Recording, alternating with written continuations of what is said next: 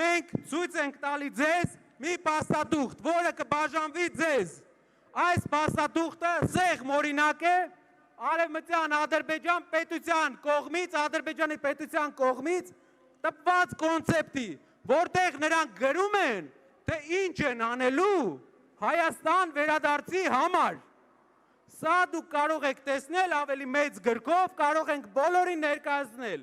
Սա իրենց պետության կողմից ֆինանսավորվող քաղաքականություն է եւ այնտեղ գրված է, ցիտում եմ. Հայաստան կոչվող տարածքում համատարած կերպով ոչնչացվել է ադրբեջանցիներին պատմական եւ մշակութային ժառանգությունը, իրենք են իբր ասում։ Այն ազգն է ասում, որ ամբողջ Դաշտային Ղարաբաղը վերածել է անհայ տարածքի, որ ամբողջ Լեռնային Ղարաբաղից հայերին զտման է ենթարկել, որ Նախիջևանում խաչկարեր է ոչնչացրել։ Իրենց ասելով